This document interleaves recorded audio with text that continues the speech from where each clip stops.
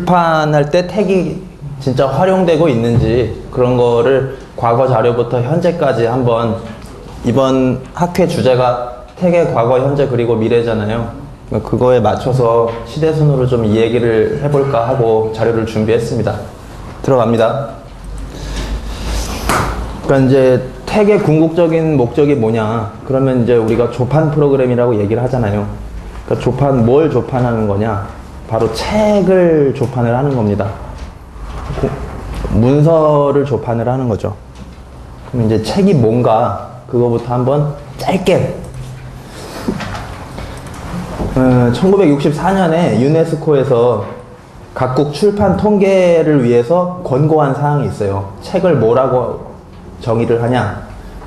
자기네 나라에서 출판되고 공중에 배포돼서 이용이 실제로 돼야 되고 적어도 표지를 빼고 49페이지 이상 인쇄되고 비정기 간행물이어야 된다. 비정기 간행물이라는 거는 그러니까 정기 간행물, 어떤 잡지나 학술지 같은 거는 포함시키지 말아달라는 겁니다. 근데 이제 그게 문제가 뭐냐면 인쇄된 이라는 규정하고 49쪽 이상 뭐 이런 제한 규정이 좀 논란이 많이 되고 있죠. 그래서 우리나라 사람들은 특히 어떻게 주장을 하냐 하면 49쪽 이하로 편집된 옛날의 책들, 이를테면 한석봉 천자문 같은 거 또는 이충무공 난중일기, 국보죠. 그런 것들. 그 다음에 49쪽이 채 안 되는 아동도서, 또 최근에 아예 오프라인 출판은 배제되고 온라인 이북으로 이렇게 출간하는 경우, 이건 이제 인쇄가 아니니까 이런 것들은 어떻게 할 거냐. 유네스코의 권고는 권고일 뿐이다. 뭐 이 정도로만 이해해 주시면 되겠습니다. 그래서 최근에 우리나라에서는 어떻게 하냐 하면 안충근이라고 이제 작고하신 유명한 서재학자가 계십니다. 우리나라 서재학회도 처음에 만드시고 출판학회도 만드시고, 그리고 뭐 하여튼 출판 분야에 많은 발전을 이루고 돌아가신 분인데, 그분의 얘기나 이 강희일이라는 분도 또 유명한 분인데 가장 최근에 뭐 낸 책이 있어요. 한국 출판의 이해라고 2008년쯤에 나온 책이 있는데 그 두 개의 책의 정의가 비슷합니다. 사람의 사상, 감정, 지식 뭐 이런 거를 일정한 순서에 따라 만들어서 묶어낸 것들 뭐. 근데 거기에 규정을 인쇄 또는 전자적으로 이렇게까지 넣어가지고 유네스코 권고를 이제 피해가는 거죠. 불량적 조건은 넣지도 않고. 다른 나라는 이제 도서의 정의를 어떻게 하냐 하면은 뭐 정해진 나라 몇 군데 없는데 뭐 이탈리아 같은 데는 100쪽 이상이면 책이다 이렇게 얘기하고, 영국에서는 분량과 관계없이 돈이 매겨지면 책이다, 인쇄물 중에 뭐 그렇게 규정을 하기도 합니다. 그냥 이런 사례가 있다 정도만 제가 말씀을 드리고, 책은 이제 크게 세 부분으로 나뉘는데 앞부분, 본문, 뒷부분 이렇게 있고요. 앞부분에는 차례, 머릿말, 뭐 일러두기, 그 다음에 누구누구에게 드립니다. 조윤성 교수님 작년에 쓰신 그 뭐죠? 경제분석의 수리적 기초에는 헌사가 부모님께 드립니다. 이렇게 돼 있습니다. 네, 본문은 내재지. 말 그대로 책의 핵심이 되는 부분이 본문이에요.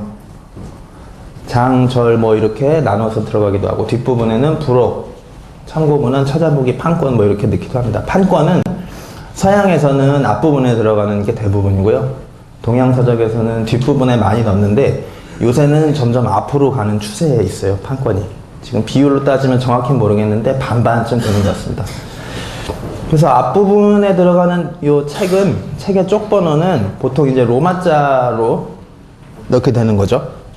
로마자, 소문자로 해서 그 I자 있죠. I 두 개, I 세 개, IV 뭐 이렇게 쭉 가기도 하고, 그거가 어디까지 가는 걸 보셨는지 모르겠는데 100쪽 넘어가는 책도 봤습니다, 로마자로. 100이 되면은 C인데요. 그거 읽을 수도 없어요, 그거는. 더 어떻게 될지 몰라가지고. 그 다음에 본문하고 뒷부분은 아라비아 숫자 1로 이제 본문 시작하는 첫 쪽을 아라비아 숫자 1로 갱신을 해서 이제 시작을 합니다. 보통 이제 책은 이렇게 구성이 됩니다. 그럼 이제 택에서는 어떻게 하냐?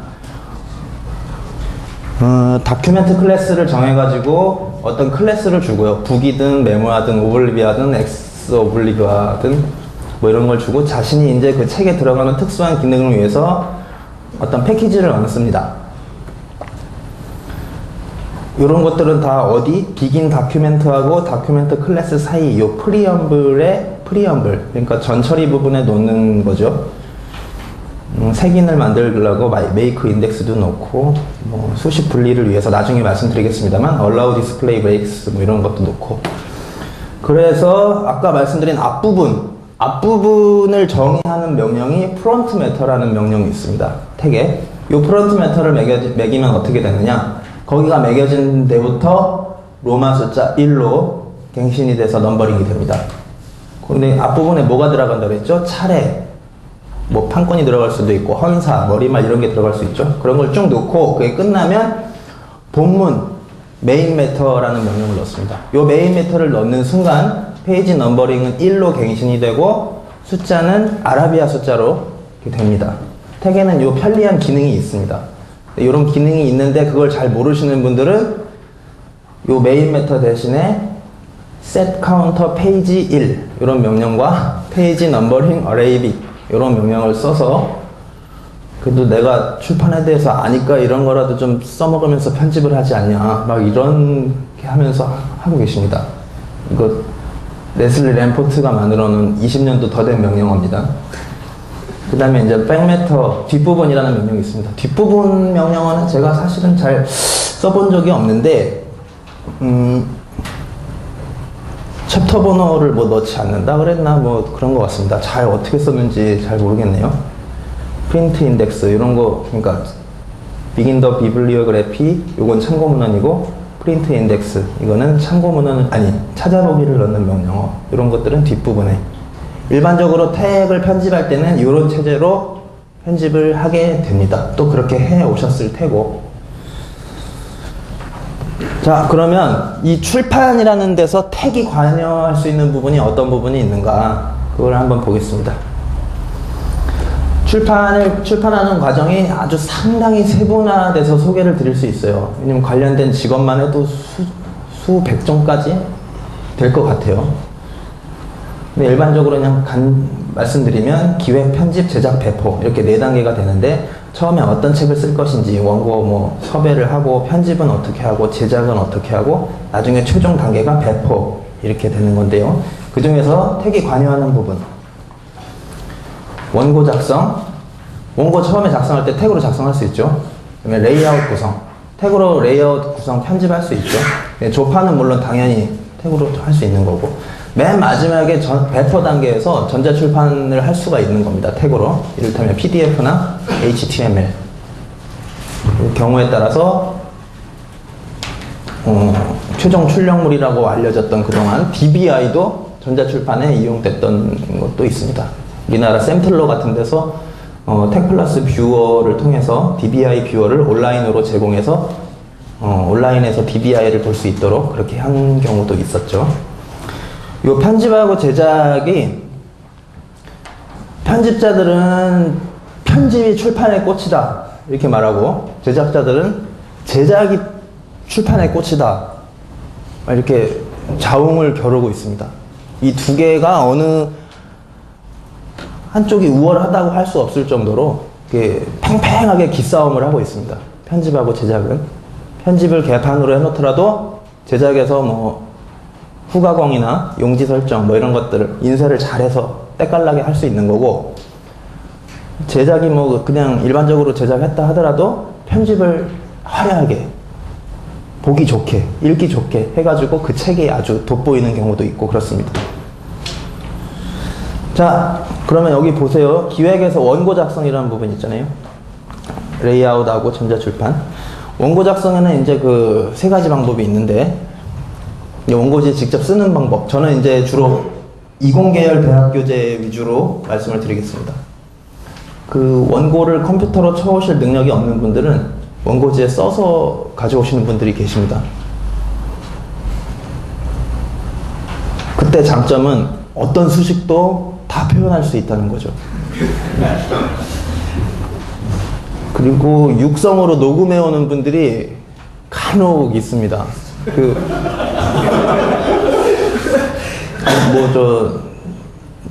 중병을 앓고 계시거나 뭐 그런 건 아닌데 괜히 그렇게 해가지고 한번 그런 적이 있더라고요. 저는 옛날에 한 번 이런 적이 있는데 아주 다시는 출판계를 돌아오고 싶지 않더라고요, 그때는. 그 다음에 이제 일반적으로 요새는 컴퓨터로 이제 이해할 수 있게 텍스트를 직접 쳐넣는 겁니다. 근데 이제 그냥 텍스트는 괜찮은데 수식이 들어있는 텍스트를 원고로 가져오는 경우 그때가 이제 포커스가 되는 거죠. 그다음에 편집, 전자출판 뭐 이런 것들이 택이 관여하는 부분은 바로 이렇게 이 정도 됩니다. 출판 과정에서. 제가 옆에 그림 그려놓은 거는 작년 연말에 오랜만에 원고지로 쓴 원고를 받아가지고 너무 기뻐서, 이게 정말로 비꼬는 게 아니고 기뻐서, 왜냐하면 저자들이 이렇게 글을 써가면서 원고를 쓰는 거랑 컴퓨터 터미널에서 자판을 두드려가면서 쓰는 거랑 원고 질이 제가 볼 때는 직접 쓰신 분들이 훨씬 좋아요. 왜냐면 위아래를 다 볼 수 있고 앞뒤를 다 볼 수 있고 전체를 조망할 수 있는 게, 아날로그가 꼭 나쁜 건 아니잖아요. 그러니까 이어령 씨는 디질로그 얘기도 하고 그러니까. 근데 이제 택이 얼마나 쓰이느냐 그 부분에 대해서 좀 비관적인데, 이게 택으로 들어오면은 문제가 심각해지는 거예요. 출판사 입장에서는. 그냥 텍스트만 있는 어떤 소설류의 그런 거는 뭘로 들어와도 상관이 없는데, 수식이 들어있는 택 원고가 들어왔을 경우 진짜 막 긴장합니다, 다들. 이거 어떻게 해야 되나. 하여튼 이게 손해나는 건지 손해가 안 나는 건지 한번 따져보겠습니다. 보통 택으로 원고 들어오면은 앞에 명령어 있죠? 백슬래시로 시작돼서 다큐멘트 클래스에서 비긴, 엔드 뭐 그런 명령어 뭐 그런 거 다 텍스트 치환 명령으로 다 지우고 그 한글만 좀 어떻게 살려보려고 그렇게 해서 하는 분들도 있고, 아니면 택으로 들어온 그걸 그대로 그냥 출판합니다. 그때 판형이며 뭐 판면 이런 거는 저자가 해온 대로, 저자의 의도대로 그냥 출판이 되는 경우죠. 그 다음에 찾아보기랑 그림 같은 거를 이제 할 줄 모르시는 저자분들이 계세요. 그런 분들은 이제 출판사에서 다른 프로그램을 이용해서 만들어줍니다. 그러니까 택으로 원고를 갖고 왔더라도 앞에 차례, 뒤에 뭐 찾아보기, 표지, 표제지 뭐 이런 거는 다른 조판 프로그램으로 해서 끼워 맞추는 거죠, 억지로. 그렇게 해서 책을 내기도 하고 그렇습니다. 택의 단점을 몇 가지 알아보겠습니다. 초기 진입 장벽이 높다더라. 그리고 GUI 방식이 아니라서 자신이 조판하고 있는 판면의 모양새, 그러니까 위지위기 아닌 거죠. 일반적인 조판 프로그램에 비해서. 불안한 거죠. 소스 코드만 둥둥 떠다니고 이게 실제 어떤 모양으로 나올지 알 수가 없기 때문에 정말 불안한 거죠. 그 다음에 폰트 문제가 사실 택에 있어서 굉장히 딜레마인데, 그 자기가 선호하는 그동안 출판에 써왔던 가독성 높은 서체들이 있었단 말이에요. 그거를 사용할 수 있는 데까지 드는 수고와 노력, 이게 만만하지 않다는 거죠. 제가 파악한 단점은 뭐 요 정도 됩니다. 근데 이제 이게 과연 단점이냐, 요 단점 세 가지를 커버할 만한 뭔가가 있으면 그래도 좀 써먹을 만하지 않겠습니까, 택이? 장점을 한번 알아보겠습니다. 이거 뭐 택 구입하는데 비용이 안 든다, 이거 너무 식상해가지고 이거 장점으로 안 넣었어요. 이거는 이게 업데이트가 잘 됩니다. 버그가 있고 오픈소스이기 때문에 버그가 있고 그러면 전 세계 사용자들이 막 달라들어가지고 며칠 안에 해결을 해준다는 거죠. 이게 굉장히 큰 장점입니다, 오픈소스라는 게. 수식 입력이 매우 간단해요. 몇 가지 예약 명령어만 알고 있고, 수식과 수식의 본문 중에 쓸 때는 $1개짜리로 감싸고, 본문 바깥에서 쓸 때는 $2개짜리 혹은 백슬래시 브래킷, 백슬래시 닫는 브래킷 요걸로 쓰면 된다. 요 정도만 알면은 다 쓸 수 있습니다. 특히 요 수식 부분에 있어서 가장 공을 많이 들인 부분이라고 생각을 하기 때문에, 택 개발 당시에 요거는 택 수식을 쓰는 게 사실상 나는 전 세계에서 가장 좋은 수식 조판 프로그램을 쓰고 있는 것이다, 이렇게 간주하셔도 될 것 같습니다. 그리고 폰트 가독성이 상당히 높습니다. 왜냐하면 택에는 여러 가지 그 내부 알고리즘이 있는데, 그 이를테면 이항연산자나 관계연산자, 그다음에 또 오디너리, 펑추에이션 뭐 이런 것들이 각각 왔을 때 얼마나 여백을 띄워서 해야 되느냐. 이를테면 x 더하기 y 하면은 x하고 그 플러스 기호 사이의 간격, 그리고 플러스 다음에 y 간격, 그 다음에 이퀄 있을 때 그 간격, 그 다음에 뭐 리미트나 서메이션 기호가 왔을 때 그 간격, 그런 거를 자동으로 정해주는 게 있어요. 그런 것들을 이제 조판하는 사람이 신경을 쓰지 않고 자동으로 치환을 해주기 때문에, 적용을 해주기 때문에 아주 가독성이 뛰어난 거죠. 그리고 폰트가 일단 CM 폰트가 미려합니다. 지금 C10에 올라온 수식 폰트가 엄청나게 많이 있어요. Survey of Mathematics 폰트인가? 뭐 그 문서를 보면은 수식 폰트가 한 20개 넘게 있는 것 같더라고요. 어떤 조판 프로그램에서도 수식 폰트를 이렇게 자유롭게 무슨 본문 글꼴 정하듯이 자유롭게 바꿔서 사용할 수 있는 그런 조판 프로그램이 그렇게 많지 않습니다. 그다음에 상호 참조가 아주 뛰어나고요. 상호 참조 뭔지 아시죠? 자세한 내용은 표 몇을 참조하라 뭐 이런 거 할 때 라벨 붙이고 레퍼런스로 참조하고 뭐 이런 것들. 그 다음에 차례를 자동으로 만들어주는 거죠. 차례 뭐 장이 한 10장 정도 되는 거에 절이 한 30절 있다고 해보십시오.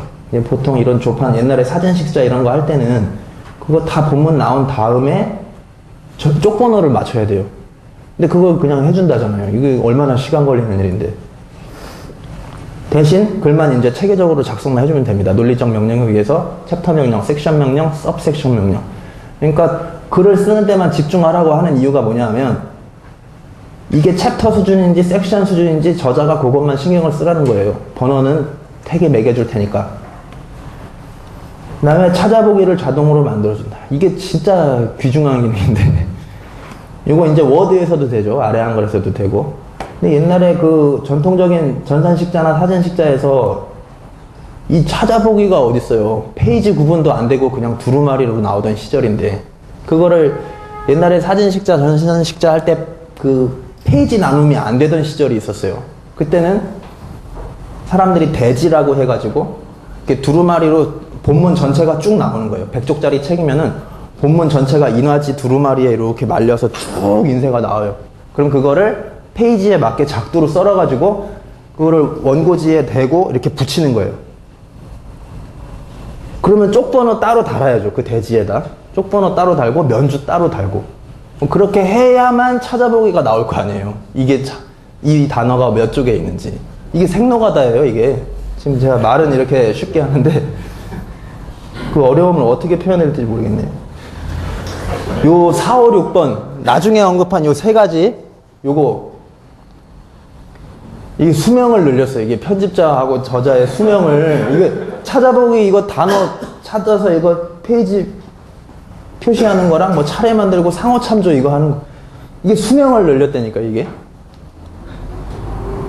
수학으로 굳이 치자면은 그 존 네이피어가 로그를 만들었잖아요. 그 16세기에 15세기인지 16세기인지 이때는 그 천문학자가 별까지 거리 계산하고 하니까 숫자가 굉장히 큰 계산을 많이 하는데 그때 로그가 도입돼 가지고 계산을 빨리 할 수 있게 됐다잖아요. 그거랑 똑같은 거예요, 이 택이. 이제 이래도 안 쓰실 겁니까? 네? 단점 3가지인데 네? 장점 지금 6개에다가 지금 이렇게 얘기하는데 안 쓰실 거예요? 그리고 이제 조판에 대한 고급 기술이 있어요. 리거처 기능이 있고요. 리거처는 물론 어떤 폰트 특성이라고도 할 수 있어요. 리거처를 그 폰트 테이블에 넣어놓느냐 안 넣어놓느냐 그거에 따라서 이제 사용할 수 있느냐 없느냐 하는데 일단 그걸 쓸 수 있어요. 폰트에 있더라도 조판 프로그램에서 그걸 갖다 쓸 수 없으면 말짱 도루묵이잖아요. 이 리거처는 뭐냐 하면 그 어떤 질문을 해야겠네. 이거 제가 지금 리거처가 뭐죠? 리거처 글자 2개를 합치는 그 어떤 그 글자 쌍이 있을 때 그 쌍이 적절하게 간격을 조합해서 위치시키는 거. 그건 커닝인가? 2개가 겹칠 때 보기 새로운 문자로. 예, 예, 치환해서 이렇게 표시해 주는 거. 이를테면 FF나 FL 뭐 이런 것들. 그 로버트 브링어스트가 쓴 엘리먼트 오브 타이포그래픽 스타일이라고 하는 그 책에 보면은 가장 긴 리거처가 나와 있어요. FFFL이라고 네 글자가 하나로 된 그게 나와 있어요. 독일어로 된 뭐 그게 있어요. 여기 10페이지 중앙 부분에 펑츄에이션 할 때 CT가 섞여 있는 거예요.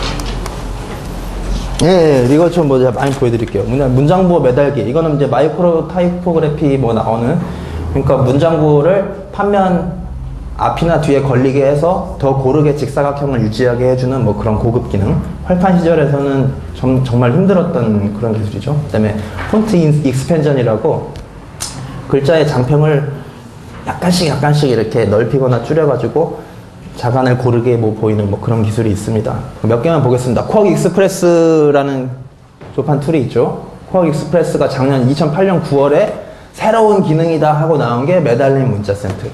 여기 보시면 문장부호가 이 판면 밖에 걸려 있죠. 이제 이런 게 나온 게 2008년 9월. 그런데 우리 PDF 택하고 마이크로 타입 요거는 뭐 한 10여 년 된 것 같습니다. 여기 보시면 이쪽 따옴표하고 이쪽 따옴표하고 이렇게 문장 끝에 걸린 게 보이시죠? 요 온점하고 요 온점하고 뭐 이런 고급 기능을 여기 요런 데 보십시오. 그냥 바로 쓰실 수 있는 거죠. 그리고 요거는 뭐 어디서 했는지 모르겠는데 집에 있는 동화책에 찾아보니까 나무도령이라고 여기 큰 따옴표가 여기 이렇게 판면 끝에 걸리신 거 보이시죠? 1989년에 나온 책인데 제가 볼 때는 아마 서울 시스템에서 한 게 아닌가 싶은데 그때도 어떤 의식 있는 조판 담당하시는 분이 이렇게 했더라. 그래 인상 깊어서 하나 카피를 해놨습니다.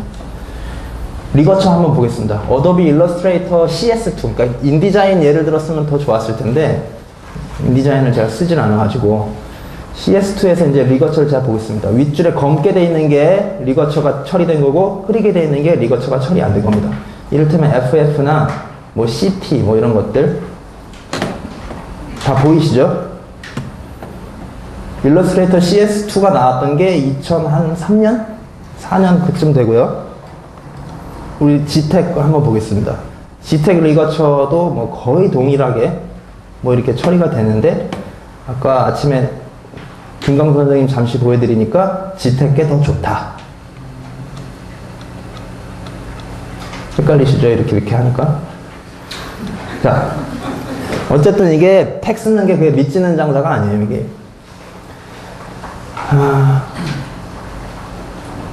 대략 뭐 이렇습니다. 일단 수명이 연장된다는 거, 이거 꼭 까먹지 마시고. 네.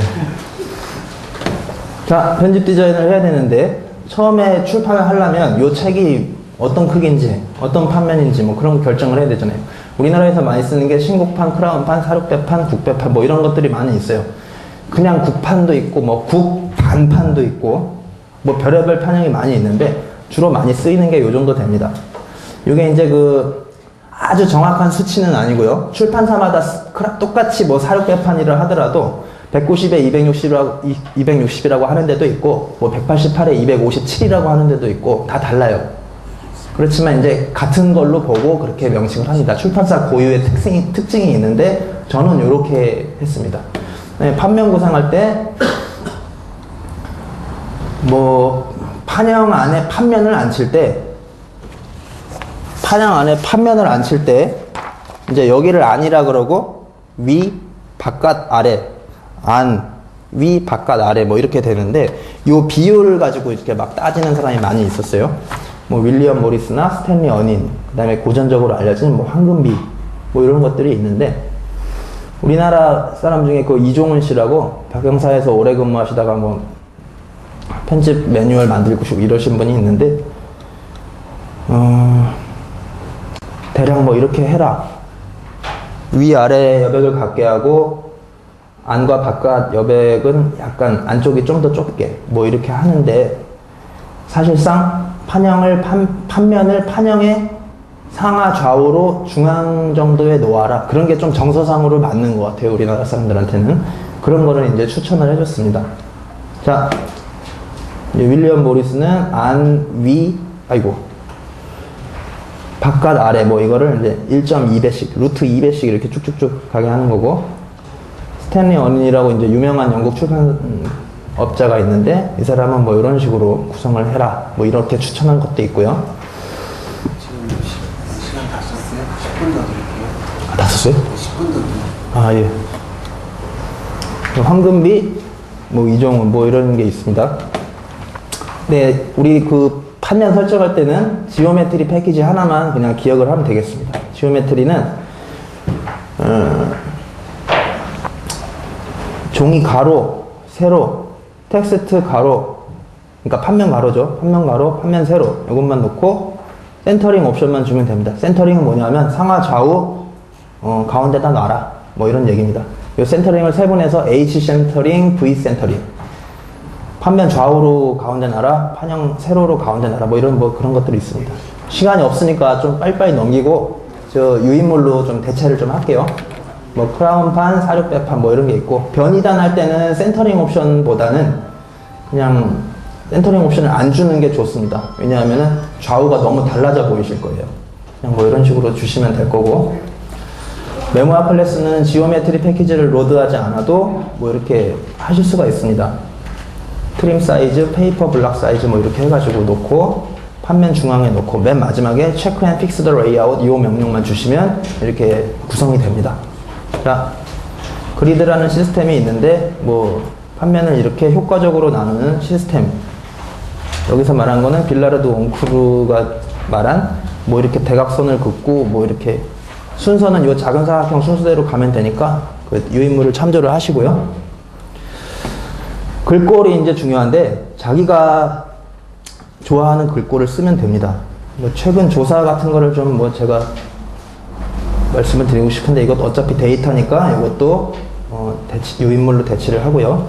택에서도 사실은 트루 타입을 사용한 지가 얼마 안 됐습니다. 이 조진환 박사님 DBI PDFMX 만들기 전에는 뭐 간혹 방법이 없는 건 아니었지만 이렇게까지 자유롭게 사용할 수는 없었고요. 근데 그걸 좀 더 효과적으로 김도현 교수님께서 TTF2H LaTeX 폰트라는 유틸리티를 만들어주고, 나중에 KOTech 나오면서 TTF2 KOTech 폰트 뭐 이런 유틸리티를 만들어주셨고요. 사실상 G택을 쓰면 여러분 컴퓨터에 있는 모든 글꼴을 자유롭게 사용을 하실 수 있습니다. 요거는 요 글꼴 선택은 왕도가 없어요. 많이 쓰이는 글꼴, 보기 좋은 글꼴, 경험을 많이 하셔서 그걸 쓰시면 되는 겁니다. 글줄 사이는 뭐 이렇고요.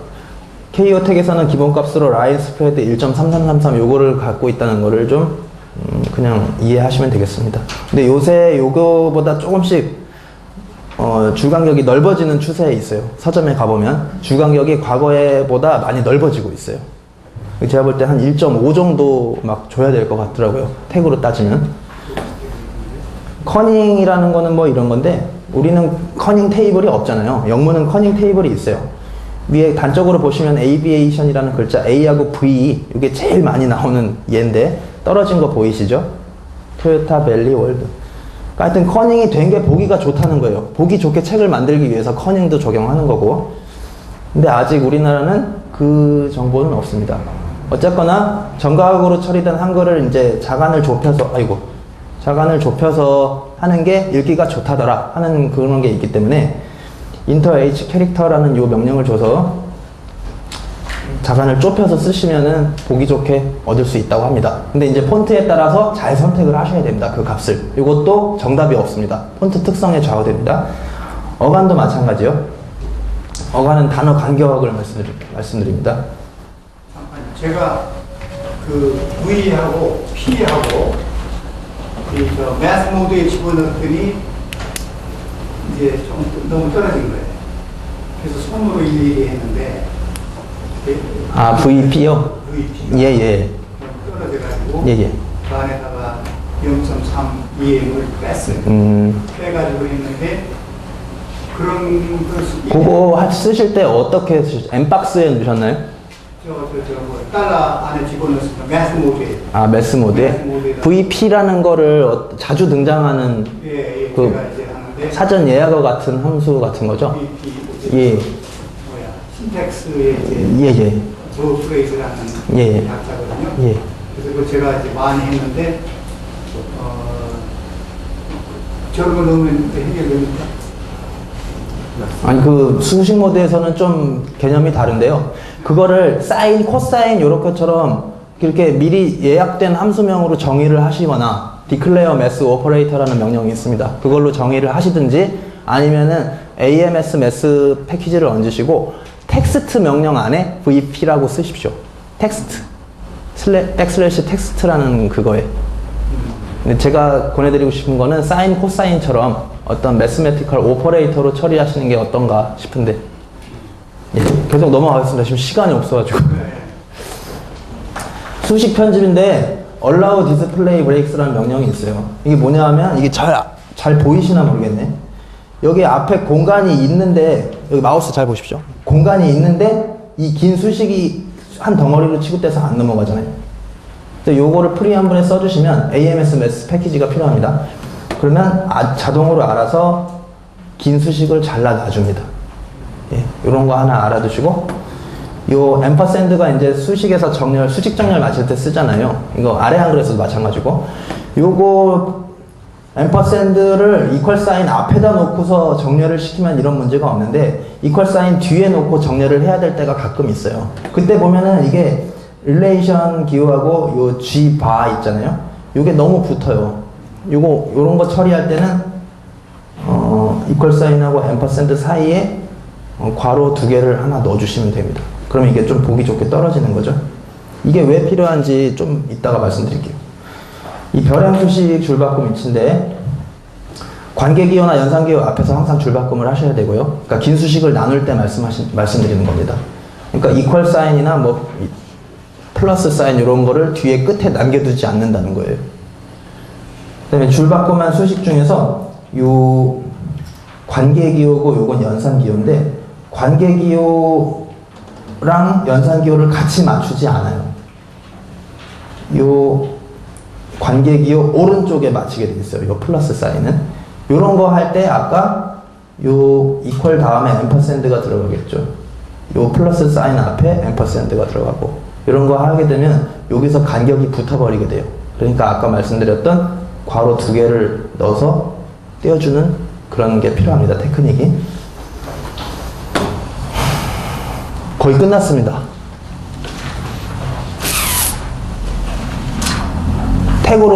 택을 좀 자기가 안다고 해가지고 막 모든 걸 다 하려고 하시는 분들이 있어요. 그러니까 이제 편집 디자인이나 본문 레이아웃 구성 같은 거는 출판사의 몫입니다. 그걸로 밥 벌어먹고 사는 사람들이니까 거기다 맡겨주세요. 그리고 택으로 그 사람들이 설령 택을 모른다고 하더라도 하대하지 마시고, 그 사람들한테 이번에 자기 책을 어떻게 구성할 거냐, 그 샘플을 택이 아닌 다른 조판 툴을 이용해서 그려서 샘플을 보내달라고 하세요. 그리고 그거에다 맞추세요. 택 소스 편집을. 그 사람들한테 택을 배워라 뭐 이런 거 강요하지 마시고, 그렇게 하는 게 서로 좋습니다. 수명이 길어집니다. 그 다음에 이게 당장 뭐 어떻게 고수가 될 수 없어요. 자꾸 들여다보고 컴파일 에러를 겪고 이렇게 해야 되니까 그냥 소걸음으로, 뭐 올해 소띠에라서 이 오보말리라고 많이 나오던데, 천리를 가듯이 말리를 가듯이 꾸역꾸역 가시면 되겠습니다.